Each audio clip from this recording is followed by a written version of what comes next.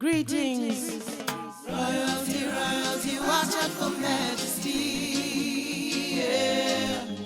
Queenship and nobility, anthems of integrity. Royalty, royalty, watch out for majesty, yeah. Queenship and nobility, anthems of integrity. Overstand the queens, that wisdom doth reveal. Lord and a champion of music that prevails. She doth fight through the darkness to get to light. She doth challenge those who try to fight for her fullness, a tool of purity. It shall strengthen those who are royalty, royalty, watch out for majesty, yeah. Queenship and nobility, anthems of integrity.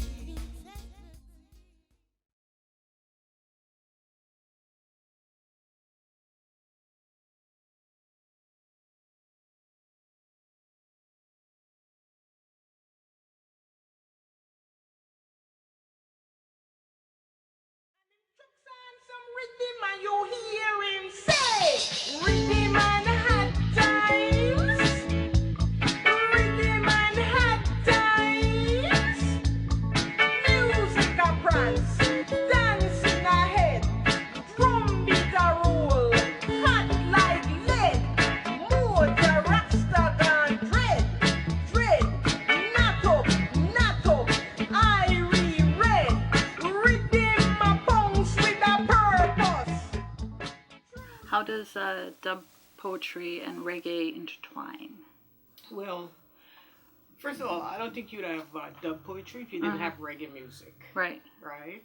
I mean, there is a history of the poetic voice, going way back through the African griot tradition, the person in the street, the preacher, etc. We have those characters in our society which we love. The comedian, notably Miss Lou, who was a real beacon, not just in the way she used the language and so forth, but because that woman was so filled with love. Love for humanity, love for the culture, love for the language. She had so much respect for who Jamaicans were as a people. And she wasn't pulling any punches. She didn't say they were perfect. Some movements say we were kings and so we were, and queens and so forth. But we've got some people among us who are not and who are struggling, and some people are, idiots, really. So we're like anybody else. We are diverse. We are imperfect. We're great. We're feisty. So her work just went in and just accepted that as a fact, but cultivated the best among us. And that's why I loved her. And I always point to the fact if you didn't have Miss Lou, you would not have had Bob Marley. Not now. Maybe someone like Bob Marley would have emerged in the next 50 years. You certainly wouldn't have had the Lillian Allen doing dub poetry if it weren't for Miss Lou. I was working with Clifton Joseph at the time and Devon. We were mentoring Devon. And we wanted to break out. We both had English degrees.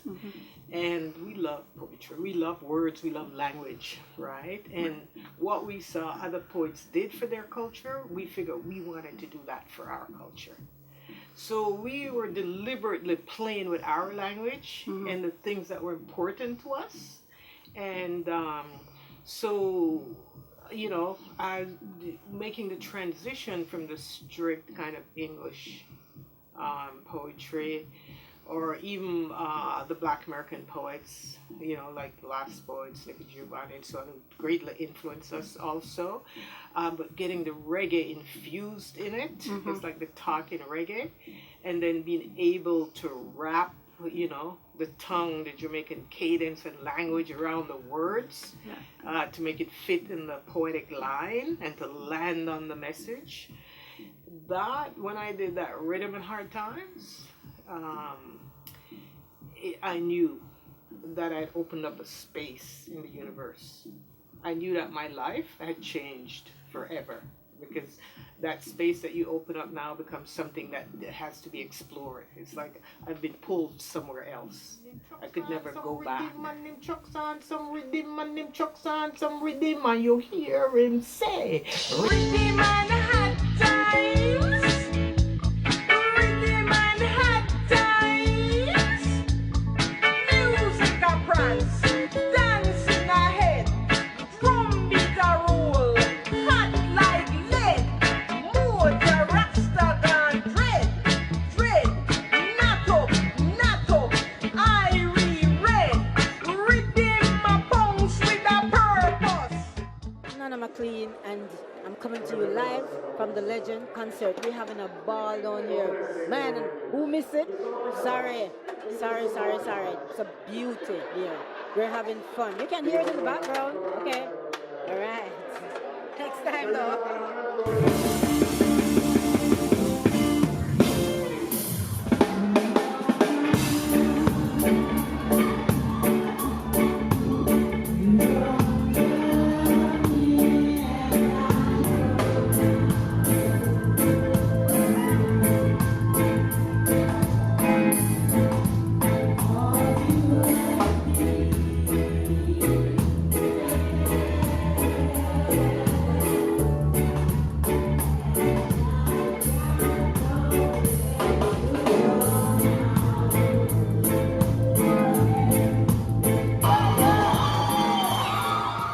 Reggae is a part of me. I think I was born reggae, regardless of when it started. Right. Because as a child, I used to like to listen to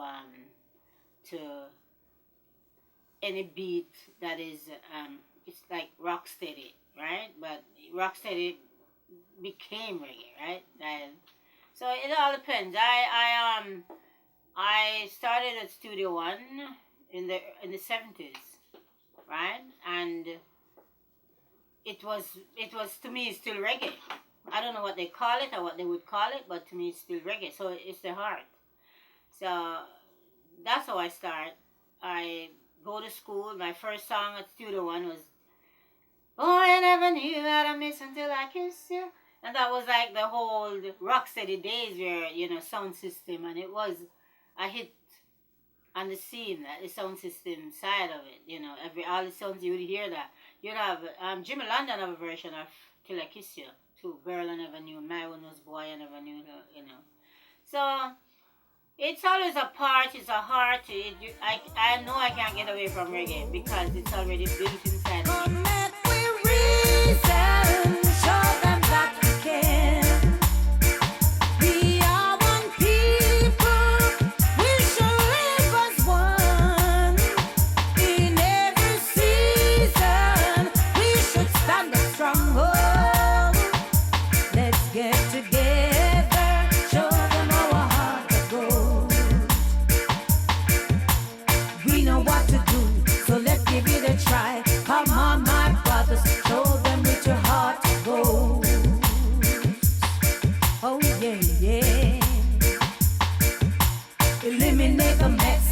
Causing all the stress. Come on, my brothers, do it with your heart to go. Oh, yeah. Come make we reason, show them that we can. Oh, baby, yeah. So I've done it on Studio One, and then I have another song that these songs are not.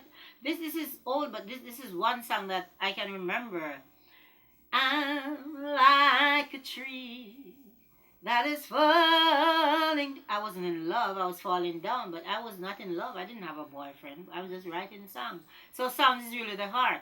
So whatever we think about the music then and now, we have to do the heart. What is the heart telling us to do? We're not talking about gun shooting and these. It's like a trend of something that regardless of what we do, we go back to the original, no matter what we do today. And today, everything that is going on, we have to pray and write good songs and good lyrics so the youth can relate to good stuff instead of talking about how many guns we have and how many people we're going to shoot and in a song. Because how many people is gonna listen to it? People, you have there's kids out there that you really have to focus on and say, okay, I better not write this song, or I shouldn't put the lyrics this way, right? Because we have them listening and they're figuring out if especially music is gonna teach them a lesson. That's a Bob Marley, right? Music is going to teach them a lesson. So we have to make sure that we do the music so it can teach the children. I know how the system is set up. Every day is the day that we prepare. What is the world about to live?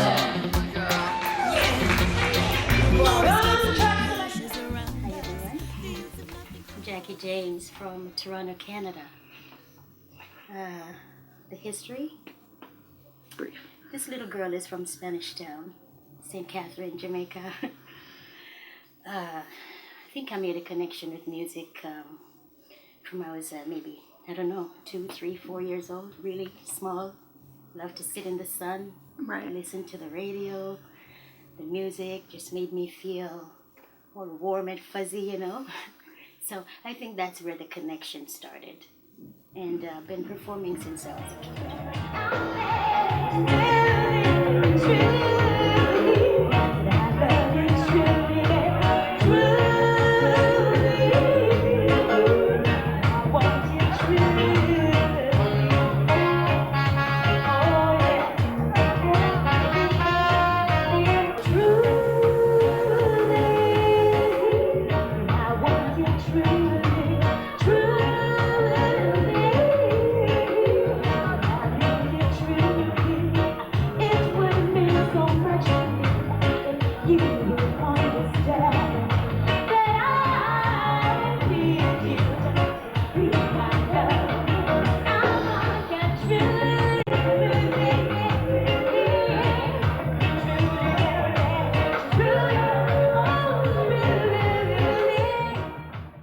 Tell me about your trip to Africa.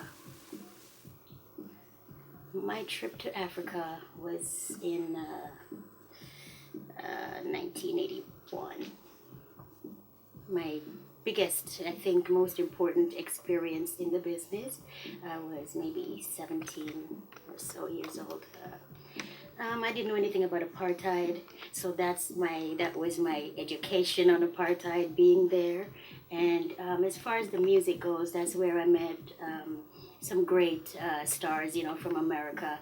It allowed me to grow up really quickly now and become a good singer and to earn my keep among them, if you will. But it was quite the experience. For the most part, though, I think learning about the apartheid stuff over there. Can you tell me about a time when you were over there that it really caught your breath? You know, I did experience some not so nice stuff. It's a beautiful, beautiful place, but then there was a lot of there are the changes, and there was, you know, evolution and growth and all this coming. There were some young ladies there in their native dresses and all this stuff who didn't really know that I am a black woman. Mm-hmm. They thought because I'm from Canada, I'm white. So that was sort of an experience I had, you know, get down with them and talk about that kind of stuff. So in that way, that blew my mind a little bit. Being so young, I didn't know that they even didn't know that we are the same. So that was an experience for me. How did that going to Africa affect your music? Growth. Yeah. Yeah. As I said, I was young, and personally, I don't think I was experienced enough for the trip. I had been singing from I was a kid, but I didn't have that big experience yet. So it really was my first, although I'd been recording and stuff like that. So it allowed me to grow up and to really learn how to deliver and to become a technical singer and all that kind of stuff. So it did allow me for a lot of musical experience. The trouble lies everywhere, money said. get it. The people running so scared trying to make it. Well, suffice it to say, yeah. Oh, this I know they can't take it no longer. Consciousness is a way to be stronger. Let's be wiser today and don't let the system win. Oh, no, don't be a victim.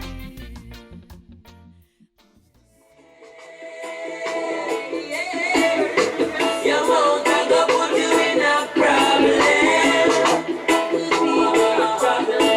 Whoa, hey, oh yeah.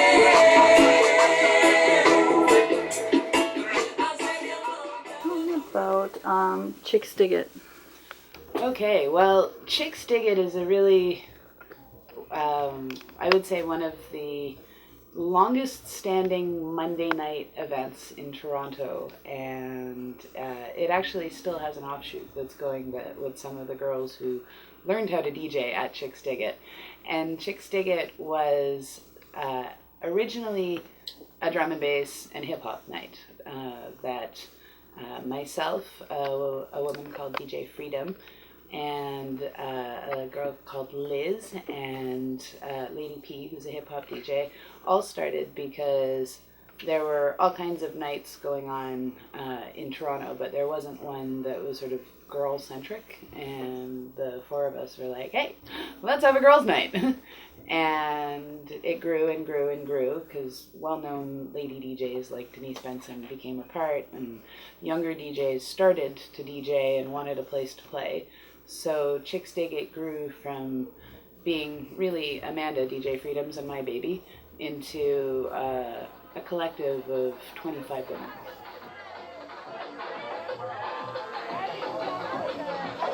Why did you decide to organize this kind of night? Because there isn't really a forum for female DJs in Toronto, and if something like this had been organized earlier, maybe there'd be more girls spinning now, you know? And it's really nice to have girls come up to me and say, it's really good to see girls playing, because, you know, it's a solidarity thing. It morphed over the years, but it went as it was, like the Women's DJ Collective, for 12 years. And a lot of girls got their start DJing because the whole idea was that girls would be able to play there, and it would be about what they were playing rather than people ogling us because we were girls.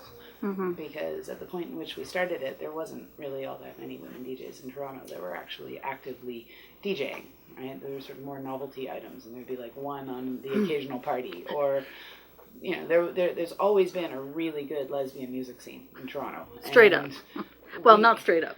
Yeah, bent up. But it was interesting because the music community that Denise Benson played for originally, and like that whole community, they didn't really care how well I mixed. They wanted me to play because they liked the music that I was playing. So I was getting all kinds of gigs that I would never have gotten in sort of the drum and bass or jungle community or the reggae community or the hip hop community, that, you know, like I've started playing at pride events and things like that, you know, weren't based on my technical skills. They were based on vibe. If you're down and you wanna spend time with me, take your mind off the gutter and start to see. Open up all you want to do. You in a bondage, still in captivity. Man, I saw you want to live, get some ambition. Learn some wisdom, knowledge, understanding, man. If you want anything in your life, you can. You wanna be anything you got. Being a music playing DJ came first, but one of the most important distinctions between being a music playing DJ and a radio host is that all of a sudden I had to open my mouth. Right? I had to actually talk and not be boring. And it was the same idea as becoming a music business or a music college teacher. The idea that you don't just do something and love it, you have to be able to explain it articulately. And so when I became a radio host, I couldn't just stand there and play music. I had to explain why I was playing it. And that process of having to sort of transmogrify a gut instinct to play a certain tune into why I like the song and why the listeners might like the song. And also, I mean, it really made me, becoming a radio DJ made me think about things like songwriting rights, and it made me aware of organizations like SOCAN and the CRTC, and so it took what was to me a hobby and made me understand it in a larger, more holistic sense of how the sort of systems, how the systemic elements of music, regulatory context, business, production, it made me see a little bit more how it was all working together, as opposed to just being sort of my little niche of like raga jungle world, reggae world. It was bigger. It was bigger. And it was broadcast, right? It wasn't, you didn't have to come to the club to hear me play. You could listen from the car. My mother could listen from her house. Like everybody could listen. You didn't have to leave your house to listen to her music. Good Roots. And big up to the one Renee and all of the people on the outside who appreciate the Overstanding Queens. And I've been trying to overstand Queens for my entire life, and I probably never will. But yes, Tanya P is going to be in the building with us shortly.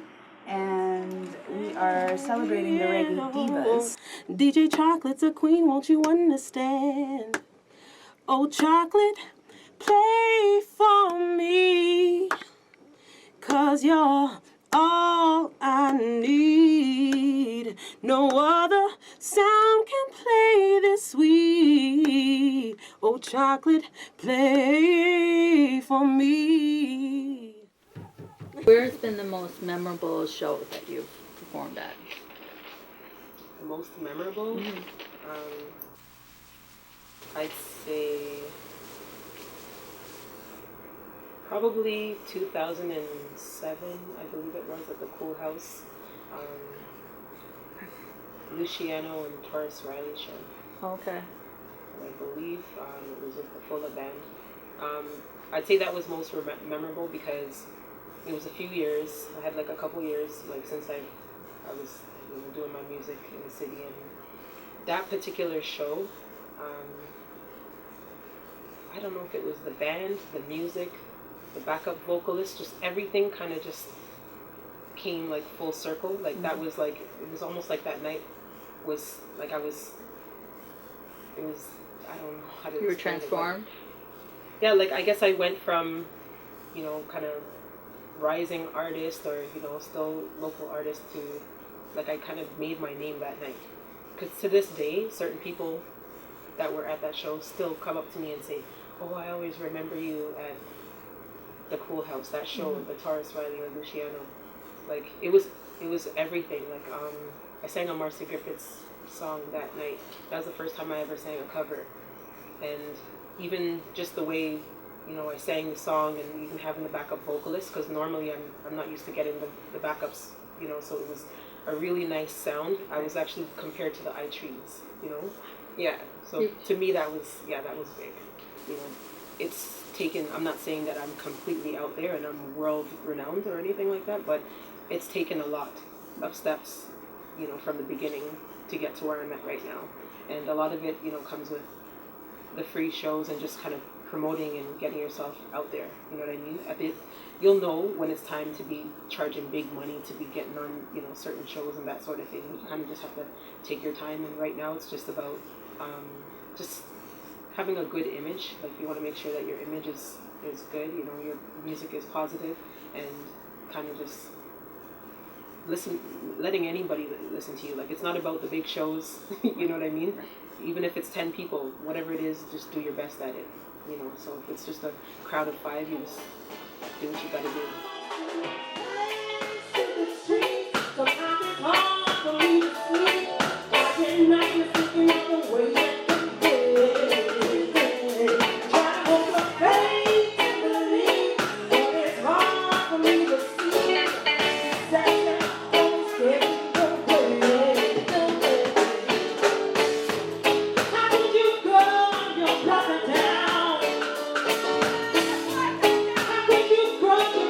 By my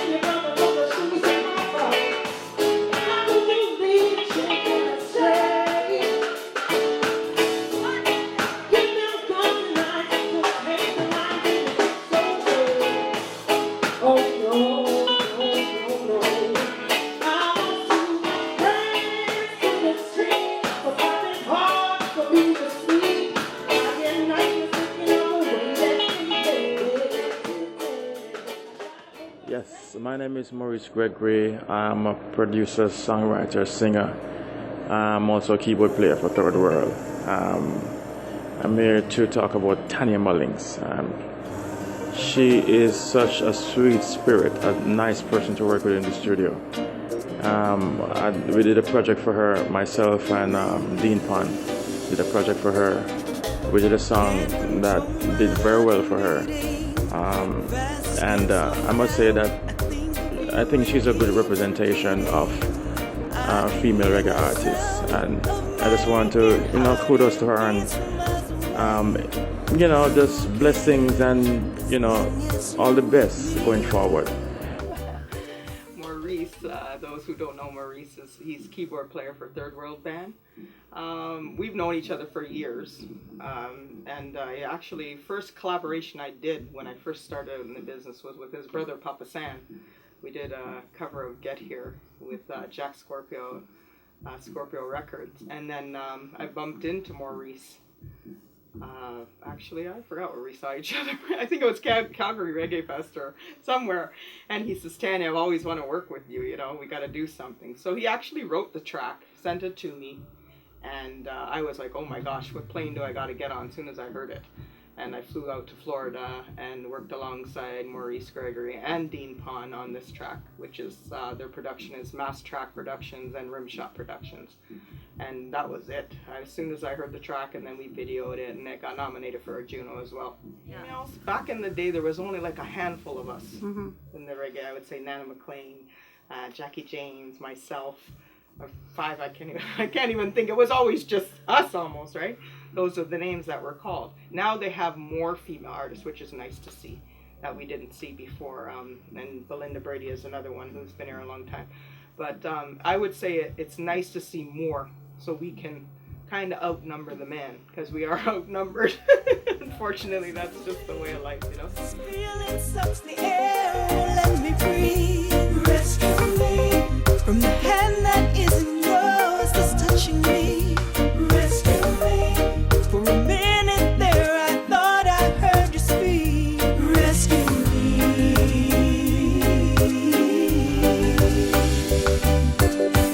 I'm near you there, I'm contemplating.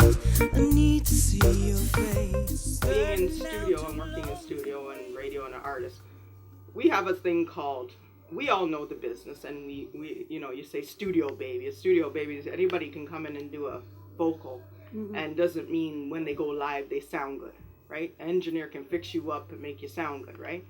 I know these artists. Maybe I might not know all of them personally, but I know when they go out there live, what you're getting in recording is what you're getting out there.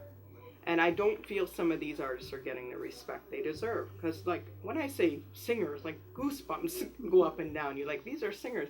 And it's because I'm a singer myself. You know the difference between what's good and what's bad, and you should have a good ear. So when you hear that auto-tune on stuff, and that's not music anymore, in my opinion. Right. I mean, people watching this right now might say that's the in thing, but no, live band for me, live singing, live background, that's what music is. That's where we came from. That's where I wish it would stay at, unfortunately. A lot of live musicians aren't getting the work because people are falling out of going computerized and all that. And I personally, I like the live band. I think we're missing that. So when I get those recordings, they're like, yes, this is music, And finally, actually, tell me about the Brampton Star you just received.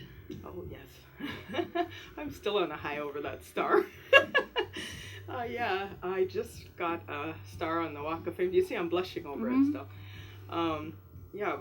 I've been, actually this is the second year that they've started this Brampton Walk of Fame. They presented last year, Russell Peters was one of them. It's terrible, I can't remember who else. I just know Russell because they put me right next beside him, so I know my neighbor. But I mean, we've known each other for a long time. We grew up in Brampton together. It was an honor when I got the call that I'm getting this, like, to be presented the second year coming, like, it's an honor. And what I got excited about is that my father was in this business a long time, since the 60s, coming from Jamaica here, and he left a legacy when he passed 10 years ago. And And I tried to carry on that legacy. I keep doing what I'm doing. And to receive that and look down and see Mullings, the legacy is there forever. That was the thing that just got me. I didn't even see Tanya on that star. I didn't see my name. I saw Mullings. And that, to me, I go, his legacy lives on, just to know my kids can come there and my grandkids can come and see it.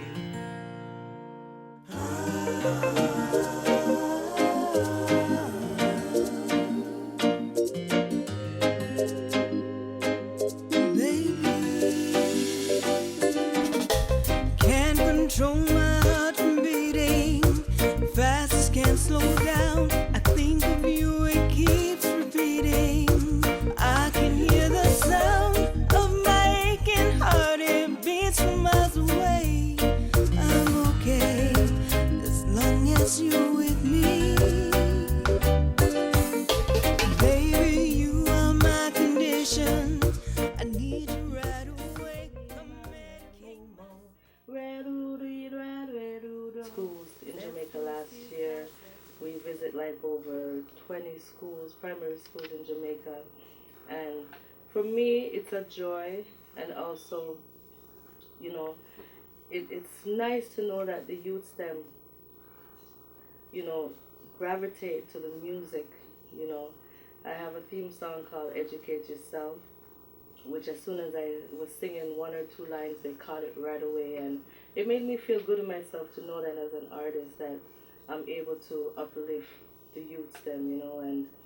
And especially last year, I introduced the Amharic language to them, and that was like so awesome and amazing to know that the kids at Sankofa School in St. Thomas, they just caught it like that, because in that school, it's an Afrocentric school where they are already learning the Amharic language. So, I mean, it was just fun. Can you sing it for me? You know I was going to ask.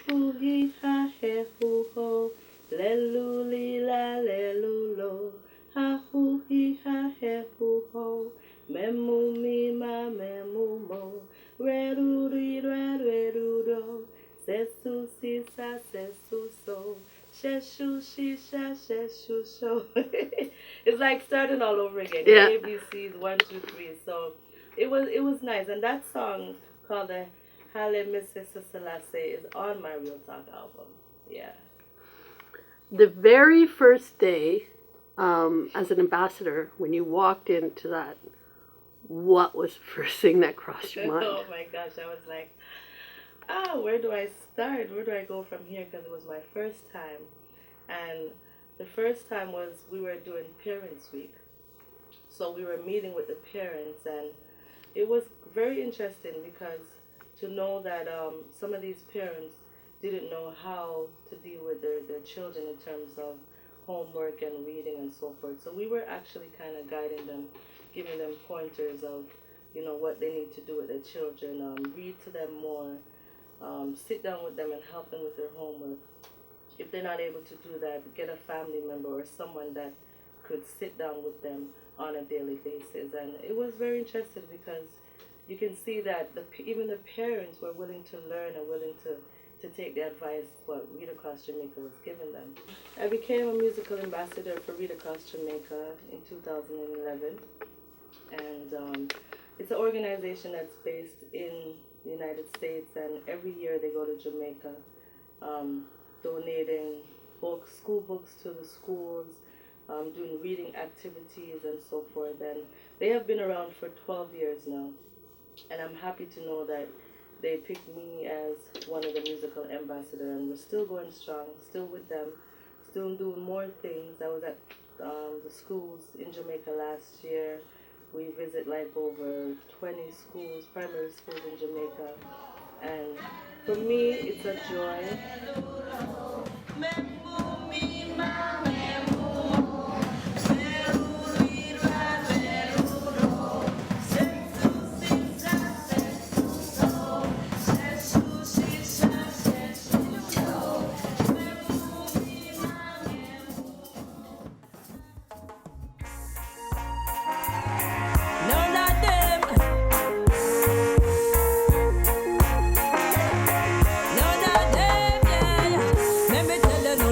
Can't get to me head, cause in a fire them must spread them bed. just like a walking dead. Let me tell you, none of them can get to me head. Cause in a fire, them must spread them bed. If you make a blind man lead you, you worse than a walking dead. No greater fool than the man who fool himself, thinking that he's wiser than you. Walk around and bragging about himself and the things he think he can do. The great book said, any man who exalts himself shall be nothing but a base. So just open your eyes, don't get hypnotized by no devil heart with pretty face. Let me tell you, none of them can get to me yet. Cause in a fire, they must spread them bed. What's it like being a female artist, and what struggles have you faced? Oh, geez. There's always been, the regular struggles that female artists face, which is there's a lot of predators out there. There's a lot of people who figure, and I'm talking about the men right now, right? They figure that they can do something for you, or they tell you they can do something for you, and then they just need one thing. They need to get you in bed, whatever it is, straight talk, right? And that's what a lot of that happens when it comes to female artists out there. Now, that female artist has to stand firm, keep their morals, and know that their talent is what's going to carry them through. Not sleeping around, because it's not going to work. A lot of these guys, when they do that, that's just all they want. Sleep around, and then when they're done, they say, next. You understand? So I've never been someone like that, and I've always told myself, if Father Almighty knows where he wants me to reach, and he knows where he's taking me, and nobody can stop that. No matter what they do, they can't stop that. You understand? So even if somebody come to me with them kind of vibes there, I do not, because for me, it's like my talent. It's all about my talent. It's not about what they can do for me and what I can do for them personally and physically. You understand? So there's been, I wouldn't say it's a big challenge for me in that area, because normally I am always treated with the utmost respect, but there's always the one and two who think they can come try and get in. You understand? Apart from that, we know that reggae dancehall is a male-dominated genre, and the challenge we might face is when it comes to promoters hiring female artists. It's always 10 males and 1 female on the show and all of that. But now, in this time, when I see more and more promoters are looking at doing female shows and promoting the female artists, I think it's getting better and better. I personally haven't faced a whole lot of challenges, because I myself have went to Trebas. I learned the music recording, music production. I learned what I'm doing right now. So I'm not just behind in the booth listening, but I'm in front, and I know what's going on. A lot of people would say that, Donna, you lose a lot of opportunities because you didn't run out there. My kids were small babies, and for me it was all about them. If I had to do a tour and they couldn't be there with me, or I had to be there for them, I would turn that down. That's how I used to do that. If I got to go to a rehearsal or whatever, and I don't have anyone to look at them, I take my kids. If I can't take them, then I don't do anything. For me, it was all about them. And I was pregnant and performing on stage, and it hasn't been such a big challenge, Renee, to tell you the truth, because I personally have been able to juggle that. I've always had help when it comes to if I got to do something, I want to look after my kids for me and all of that. And now they're big boys, and man, hey, the sky's the limit. And they're singing on stage with and you they're singing, yeah. Well, I would say rapping. Yeah. Because they're into the music too, and I think that basically comes from me. Have a little musical background with my grandfather, right? He was a musician, and also me being an artist and be always in the studio. When I'm pregnant, I'm in the studio. I'm on stage. I'm everywhere else. So these kids had to grow up being musicals. I'm in a love evil, in a love, I'm in a love hatred, in a love, I'm in a love envy, in a love wicked heart, dirty mind people. Yo, shake them off, shake them off. Tell you all of them we a go shake them off, we a go shake them off. Shake them off, all the bad mind people that we want. Yo, shake them off, shake them off. Tell you all of them we a go shake them off, we a go shake them off, shake them off. All the evil us people that we want. Yo, if them jealous we a go shake them off. If them envious we a go shake them off. If them scandalous we a go shake them off. If them grudgeful we a go shake them off. If them chatty we a go shake them off. If them grabalicious we a go shake them off. If them smiling on my face and stabbing on my back, and 2 days later they want come rally back, we a go shake them off, shake them off. Tell the all of them we a go shake them off. We a go shake them off. Shake them off. All the evil laws the people left in one. Yo, shake them off. Shake them off. Tell the all of them we a go shake them off. We're going to be treated with her wonderful voice, ladies and gentlemen. Show me how you live. Yeah, it's all about love. Yeah. Love is just a simple word. Only 4 letters you can define. Yeah. You show it how you live. You show it how you give. It is 4 letters you can define, yeah. You show it how you live. You show it how you give. I'd like to ask you a little bit about KMF, K. Morris Foundation. When did it start and why did you start it?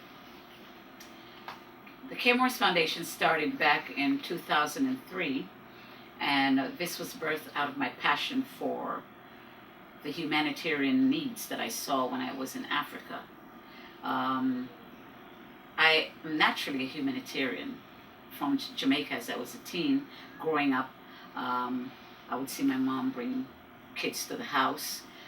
We would take care of them, and then when they were of age, they would leave and go on their own, whatever. So that was sort of the environment that I grew up in, and I think that sort of just led me into that direction of wanting to be someone that gives back to the community.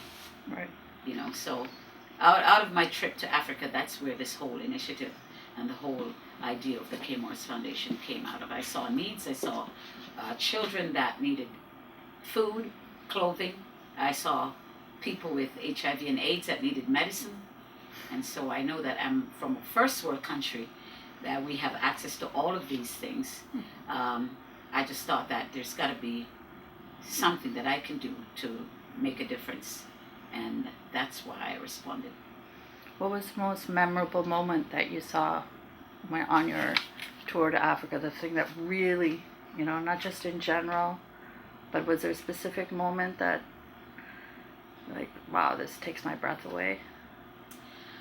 Wow, there's just so many different things that I could relate to, because I have so many initiatives that I am involved in, not just within the foundation itself. But I would have to say the Parade of the Kings and the Queens blew me away. I have never seen anything like that in my whole entire life.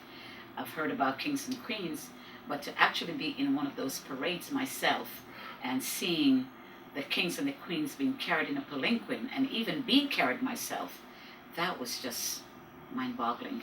I saw pictures too. Yeah, Yes, it must have been. Yes, that was mind-boggling. Now, as it relates to the foundation itself or the humanitarian cause, I would have to say going into the UNHCR refugee camp in Bujumbura to see 43,000 refugees that flee their country in, Liberia. They were housing the Liberians. There was a massive exodus after the civil war in Liberia. So my foundation went to that particular refugee camp, and I was so moved to see the amount of people and the amount of needs. I was brought to tears. And so my biggest joy was when I actually brought those medicines to take care of those people and saw the joy on the faces and the thank yous that they were telling me. Thank you, Mama. Thank you for bringing these medicine to us. You know, I was brought to tears, and I have to say thank God that He allowed me to be one of those people to have made the difference. You show it how you live. You show it how you give. It is 4 letters you can define, yeah. You show it how you live. You show it how you give. Just show it, just show it, just show it. Just show some love. No regrets. gentlemen, love you, Toronto!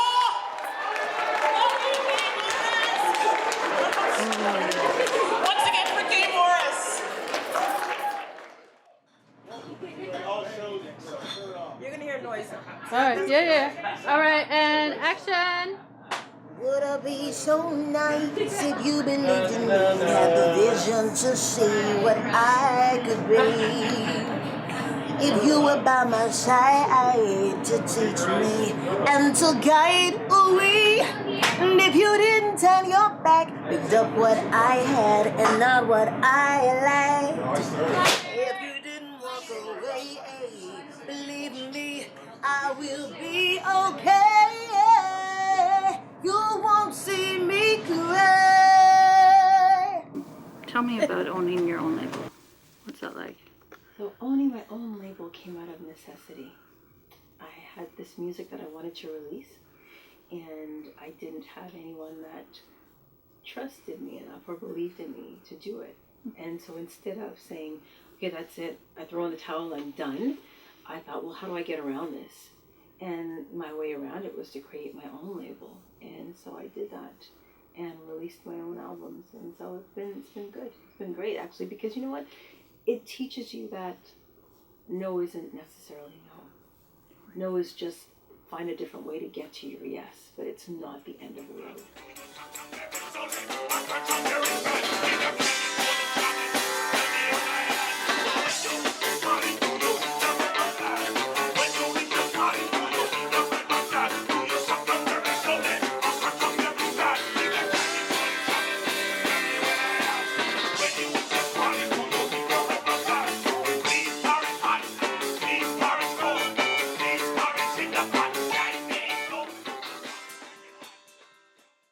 What's been your hardest obstacle in getting to where you are? The no's, hearing the no's. Because sometimes, you know, when someone says no to you, you take it personally. So the hardest thing was to flip my thought process from, I'm not taking this personally. I'm going to move forward just the same. That means that that person's not interested. That doesn't mean that the next person won't be interested.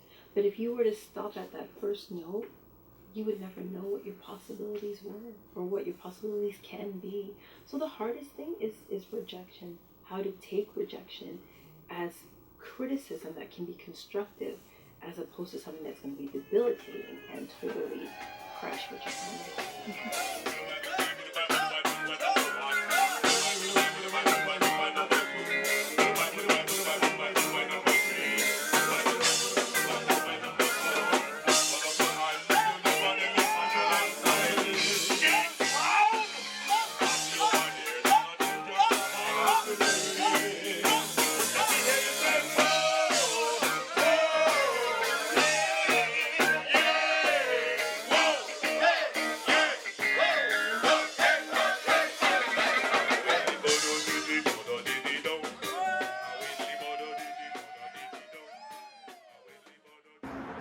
Bellinis, and we are going into the Reggae Diva show.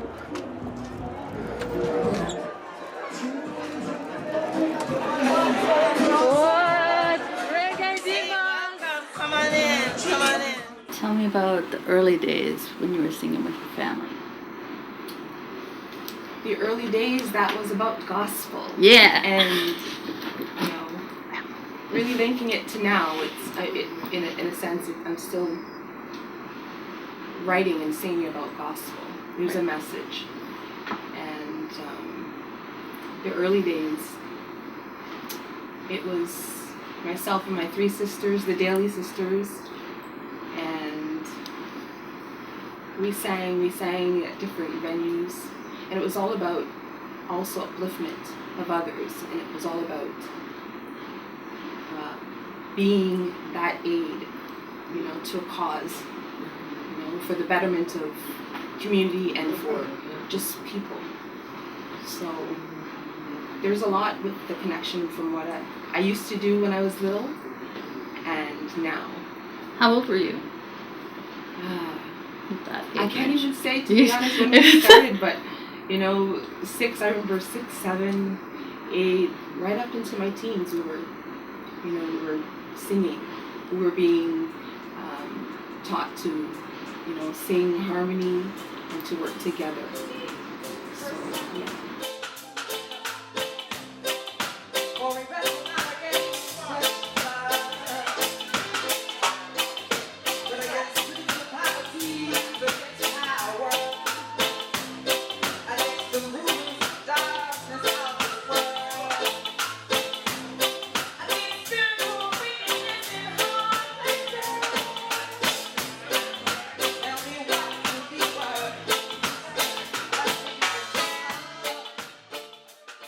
All right, so we are here with Miss Jasmine Daly. Hi everyone. How are you doing? Good. Awesome night tonight. We're at the Reggae Diva Showcase. I did my thing out there and woohoo! The energy, awesome. It's sick, eh? There's so much energy out there, and it's hot. I don't know how you do it in this little ensemble. I was sweating out there, just beautiful, beautiful vibes. The audience, the crowd is just, lots of love. I'm happy to be here, and I'm happy to be here. When I started, if anyone's who's read my bio, how I started, and pretty much it was just something within me that, just moved me to move into this experience. And I started just pursuing my own interest in going out to, because I initially did poetry. I started writing poetry from when I was younger, and I'd stopped for a good few years, and then I always had it in me to start up again. There was just something that I needed to, move forward on that towards, and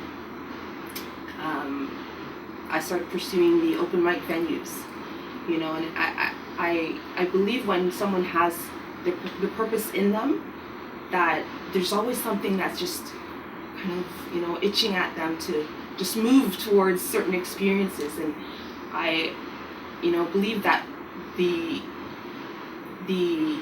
thing called fear has that potential to deter us from finding our purpose and moving into the experiences that we should go to. And venturing into open mics, I just started putting myself out there and sharing what I had written down, what I had penned down on paper, on little pieces of paper. I put them together and just I shared what I had penned. But against principalities, against powers, against the rulers of darkness of this world, against spiritual wickedness in high places. Tell me what could be worse.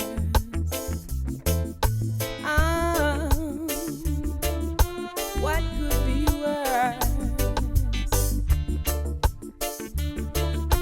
What could be worse? Are you tired of chasing pretty rainbows? Are you tired of spinning round and round? Wrap up all the shattered dreams. What is the third verse? The third verse was, the third verse was, they're trying to something, your name to defame. Yeah, there's 3 verses to the song, but I'm thinking, wouldn't it be better to just put the chorus back in at 3 minutes than to put the third verse in there? It depends on how it feels. Yeah. Take a listen to it. Let's take a listen to it. And see if it feels like it wants to go into another verse. Okay. If it wants to. I love that she said that. I keep my path to the sky. Tell me a little bit about Miss Awulaba. Awulaba, Canada. Okay, Yes. so that was a connection made through Nessa. So Awulaba, Canada is these 2 wonderful ladies, and I'm going to get emotional because Olga's going through a tough time right now. Don't know if we're going to have her around much longer, but there's Georgette and Olga, who are the founders of Awulaba, Canada, and they started in, I believe it is West Africa. Awulaba means Queen of Beauty. And they decided to put this together to celebrate women who are of a voluptuous size, right? Plus size, voluptuous size. they found that a lot of, I believe it's Georgette, who's a school teacher, she found within our culture there were a lot of young black women who were particularly low in their self-esteem because they were larger size. They felt they had to be Beyonce or whatever. So originally when they started, it was an organization for young black women. Now they've opened it up to everyone, so it's black, white, Chinese, whatever, and saying that number one, embrace your curves, and number two, you can be healthy and bigger boned. So these stereotypes that are telling you that you have to be, I don't know, this thin to be acceptable aren't true. And the focus is really getting what's inside out. So we've had girls that started, I mean, they would do their runway walk and you'd see their heads hanging down, oh, I can't do this, I don't want to do this. And then towards the end, you see the shoulders back, chest up, and you see the light come. There's one woman, I'm forgetting her name, she's now an actress, an African soap opera actress, because of Awulaba. There's people that have gone on to broadcasting, there are people that decide to go back to school. So there's been an impact in terms of building self-esteem in these young girls. So we start at 16, and the cutoff point is 29. And really just the prerequisite is just to have the courage to go through that process.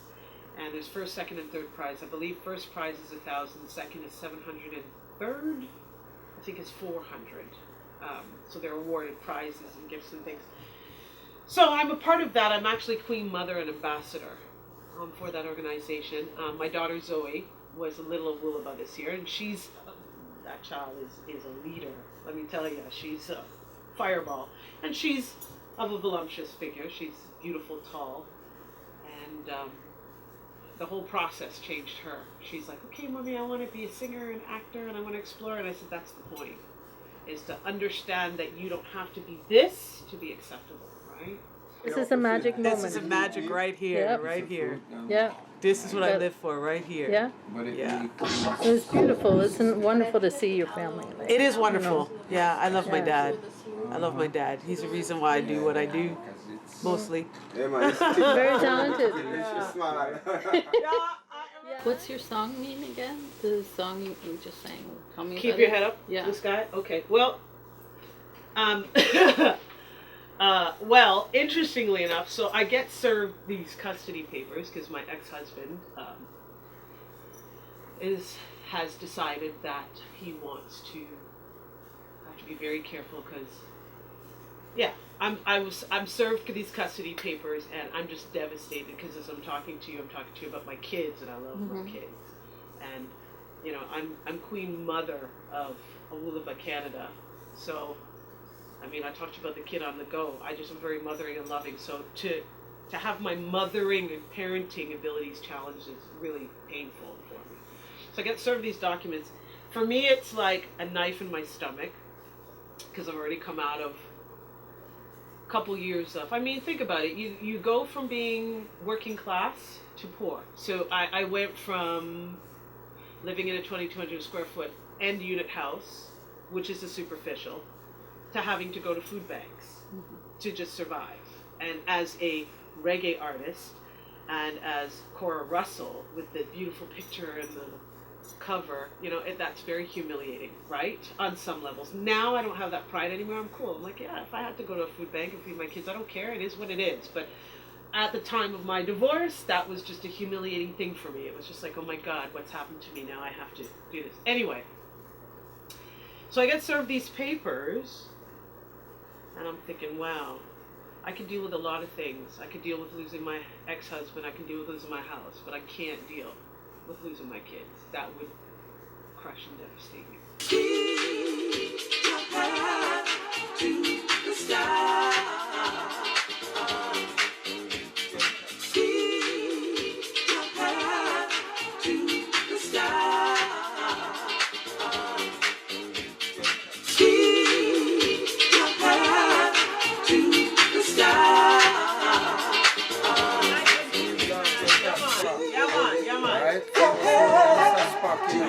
So we're keeping our head to the sky. Straight to the sky.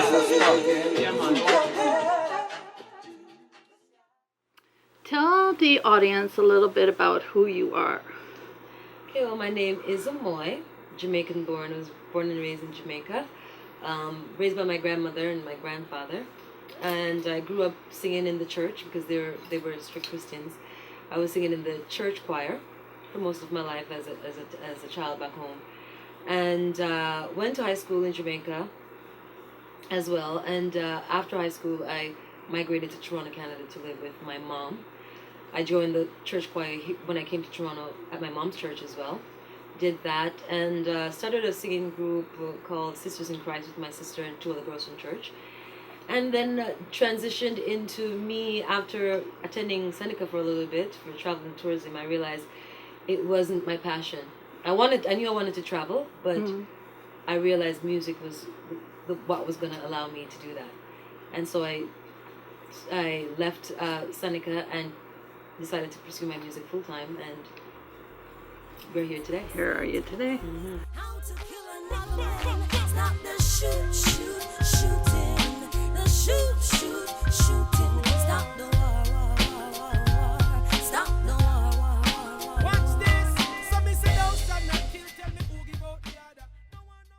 Are there any programs you're doing for the youth or up and coming artists? Well, I'm always about inspiring the youth. I've been exposed to abuse, not myself but my mom. So for me, it's about empowering women. My mom went through that. I saw her go through that, and so for me, that's important to me to just encourage females and the youth in general that there's other ways to express yourself, and if you're going through that, there's people that you can talk to, and you don't have to go through it alone. So those things I'm always interested in helping any way I can. I worked with Michael Reckley for his charity last summer. I performed at the WEC Fest. I like what he's doing for the youth, and so anything that I can do to help uplift the youth and let them know that they're not alone and that they can do anything that they desire. I'm all about that. Empowerment, female empowerment, and just empowering youth in general. We don't say Sanja's the innovation. Lion part of the right hand up. We don't see a bunch of ganja night and day. We don't listen to what Babylon have to say. Yeah. Messiah Productions. Sister Fest 2011. In 5, 4, 3, 2, 1. Action! You start, and what steps did you take physically to get where you are? Well, to get where I am today, it's been a long journey still, but, I have to give thanks and praise to the Most High Emperor Haile Selassie, the first who has guided and protected me along my journey. When I first came out as an artist, I was singing background vocals, for different people, and from that, I started selecting music, so music is my life. So any way that I can be a part of the music industry, I will be. And it's like my talent it's endless. You know what I mean? I don't limit myself. So I started off singing background vocals. I started selecting for different people. Like I started selecting sound, and then I started to I just moved on to do my own thing. So that's what brought me to where I am today. Still, so I give thanks for that.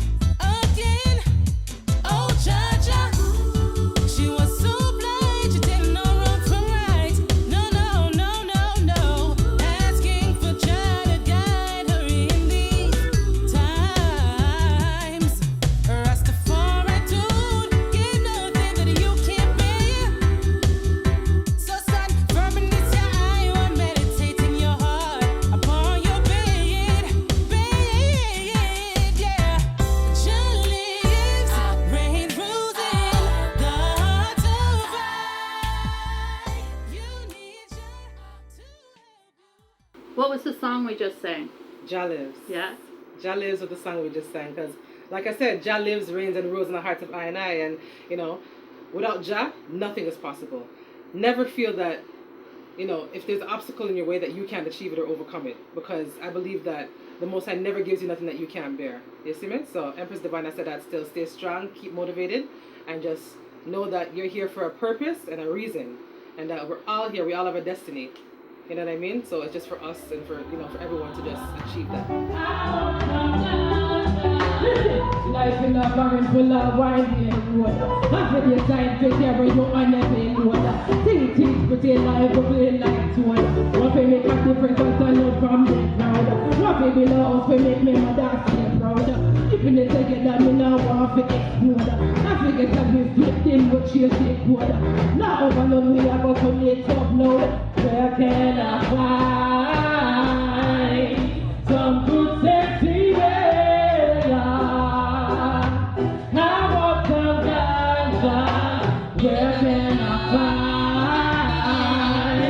find some good sexy bella?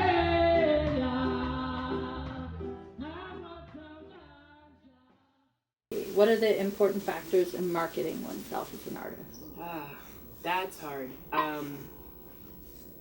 I know that you have to always put yourself out there.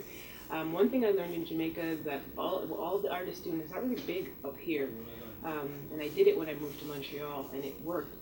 You have to show up. You have to be at the shows. You have to be at the where all the DJs that might play your song.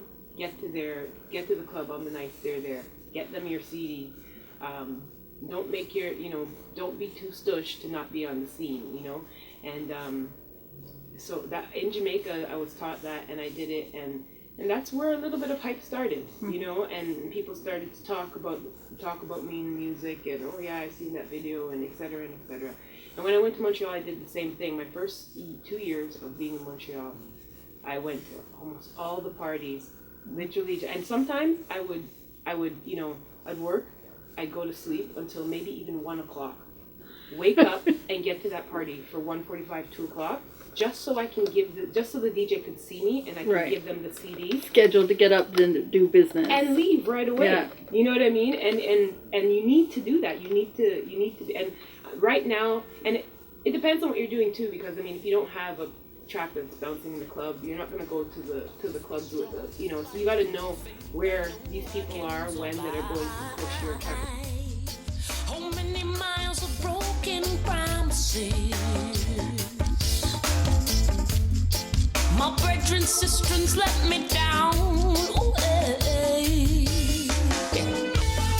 Only one thing to do in loneliness is look clear in the eye and learn and try and fly up off the ground. Look clear in the eye and learn and try and fly up off the ground. Look clear with an eye and learn and try and fly up off the ground.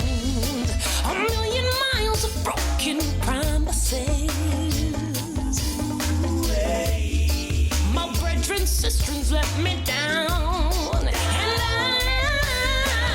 found only one thing to do in loneliness is look clear. These people that were supposed to be a team that I worked with, once I told them they were really messing up, and I started to see it was, a bit of a hustle, and, you can find that anywhere. Rather than hear me out, the man knocked me in my face. And so I had to come back, and I'm not a fighting type of person, but if I have to fight, I was in that position, you know what I mean? It was, after that, it was a group of actually bubble wrestlers that kind of took me in, and I didn't have a place to go at the time. I didn't want to go back to Granny because she saw the bruises and etc. She'd be upset.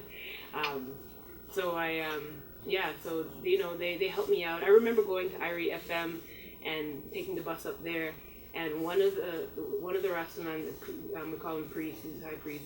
He came with me, and he was so militant with me because they knew I'd been through so much. They actually really just cared for me like a sister.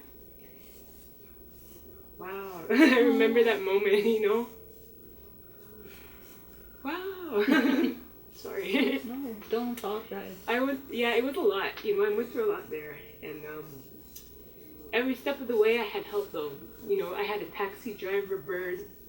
So this, a lot of people, they'll say, Jamaican, some people, even like, Jamaicans who have come to Canada now, that it's like they're upset with Jamaicans still in Jamaica because everyone's asking for money and this and that. The situation there is hard. It is something different. If you're a bank teller, you're making what a minimum wage McDonald's worker is making here. You know what I mean? If you have to go to the hospital, then give thanks if you come out, because the hospitals are not the best. It is a third world country. Let's be real.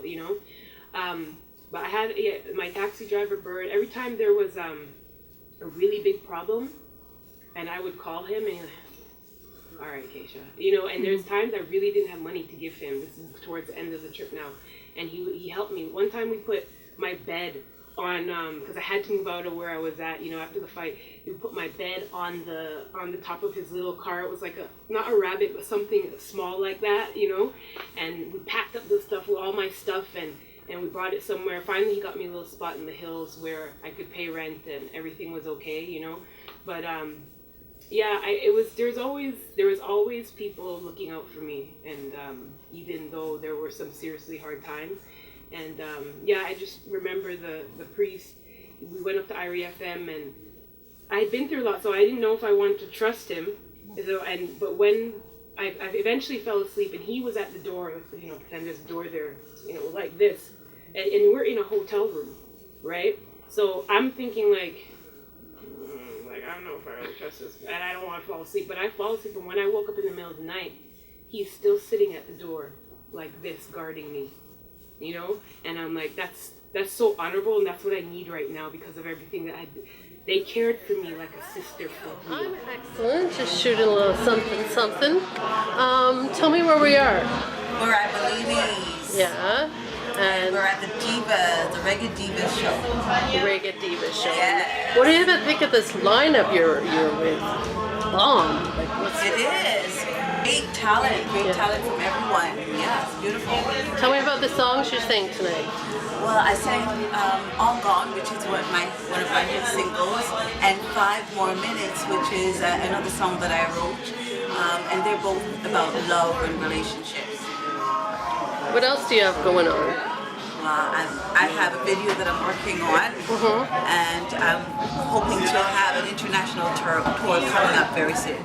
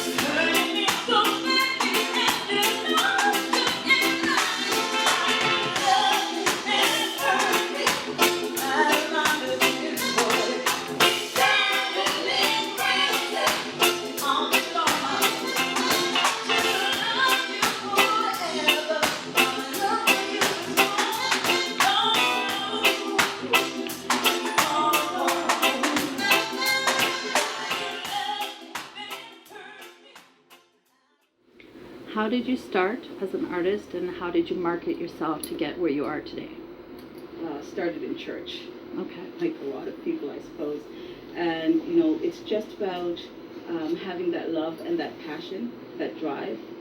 So for me, I've always sung, I've always written songs, and I just continued on that path.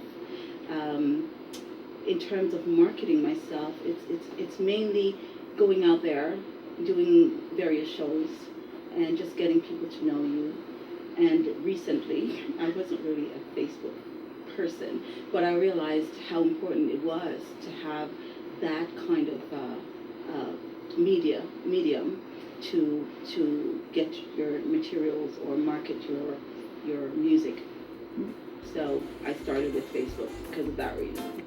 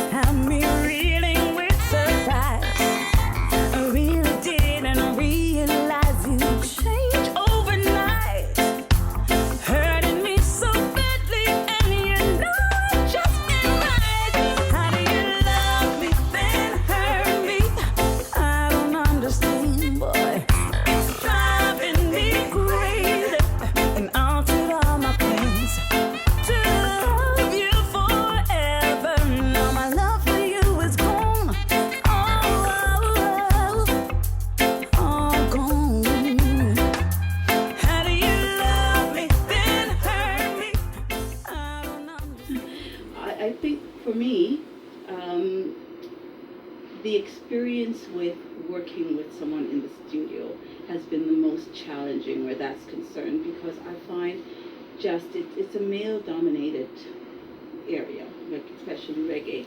So my music took a bit longer, I think, than other men, like men. They all go in, they'll get their things done. For me, it seemed like it was taking forever. So that's actually one reason I ended up doing reggae, because I used to do R&B, and I was working with a number of people. Many years passed, and I didn't get the results that I needed. So I started taking my R&B songs and just turning them into reggae so that I could, get them out there faster, and met the right people who were really reggae people. Mountain Edge Band, for example, is one of the people, the band that helped me with my first single, All Gone. So, yes.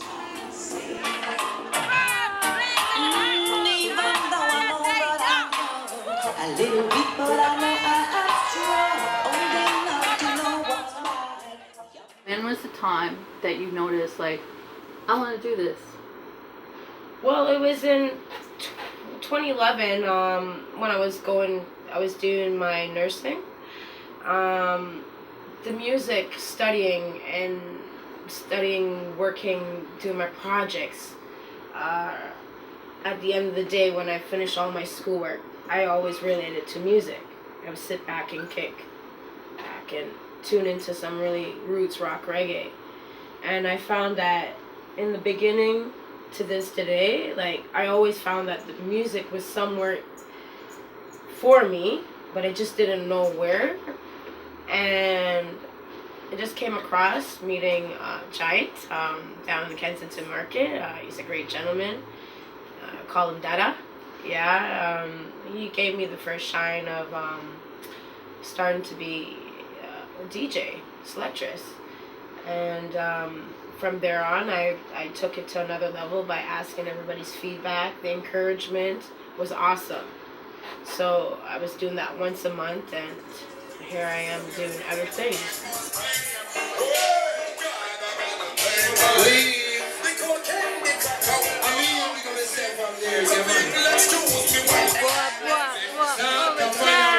Overstand Queens. Don't start the fire there. Please. More fire, 420, free party. But I've always been in the music, in concept of growing up from youthful with my father, listening to Bob Marley, Peter Tosh, and the whole 9 yards of soul and everything else. I had too many music at home, which I don't know why in the get-go, I thought of DJing. But it was just the time and calling right now, I guess, and I said, let's give it a try. And here I am today, still burning a fire, leaving fiery trails. Right. Check one. Yeah. Alright, so Empress start the fire. Blazing it up. Yeah. After hours we say 420. Please. I some sorry. Fallon Dunn and I are going to, where are we going? Slam Studios. Slam Studios. This is Slam. And we're about to go in with the Queen of Slam Studios. Slam, eh? This is Slam. Give me the tour. So this is the control room. Mm-hmm. Where all the real magic happens, the editing, the fixing, a lot of fixing. Mm-hmm. And this is the live room. Drums, organ, vocals, mics, the regular stuff. Yeah. Drums, a lot of drums. Guitars. Aren't we forgetting the most important thing? Where's the coffee maker? Ah, the coffee maker. For life support of any. That's right.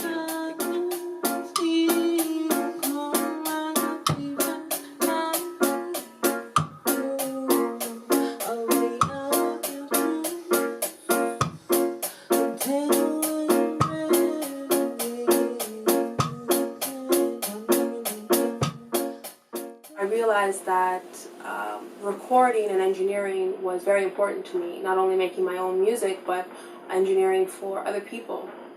So I decided to go to college and study recording arts and film. But it wasn't until after college that I started working here at SLAM, which allowed me to grow and work professionally with other artists on their musical projects, as well as maintain my own projects. So from working here at SLAM, it really opened doors for me and meeting new people, and going to Jamaica and not only recording for other people, but directing and editing music videos in Jamaica for other people, and then coming back here and editing them up and sending them back down. So it's the progression of everything that has happened within my life has been a real learning experience for me, because I realized I don't have to be one thing. I don't.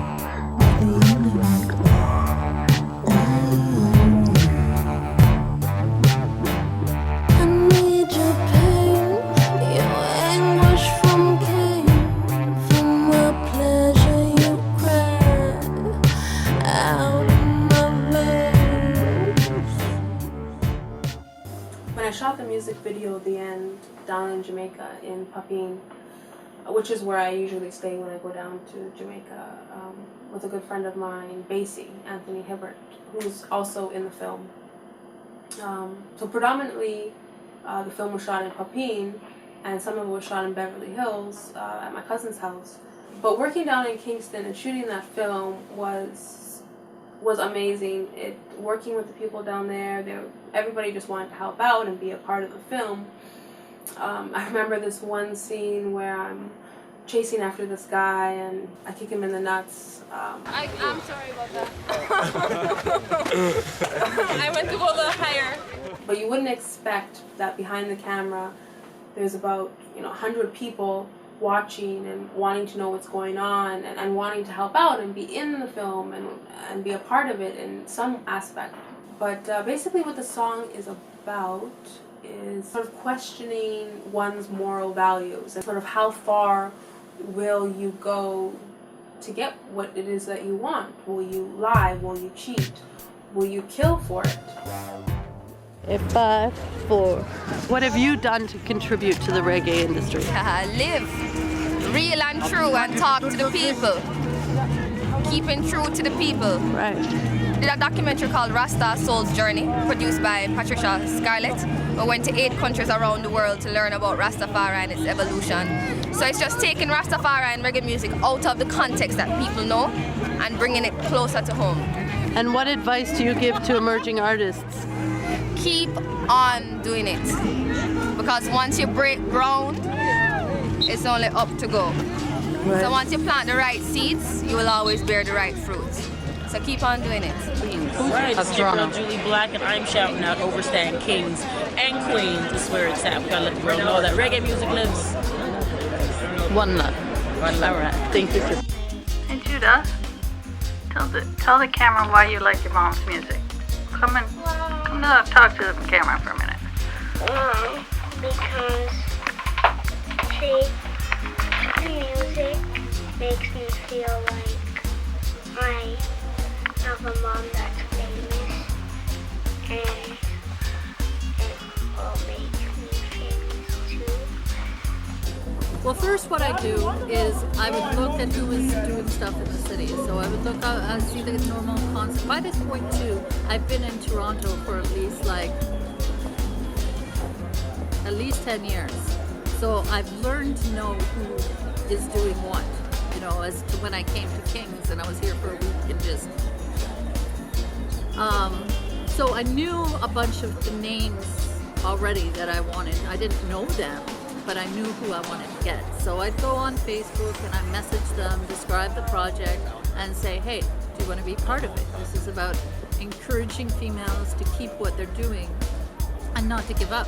You know, ensure that they know this is not at cost to them, that it's to promote the female reggae artists. You don't have to buy anything, nothing. It's just, you know, and planning to go to film festivals. Surprise!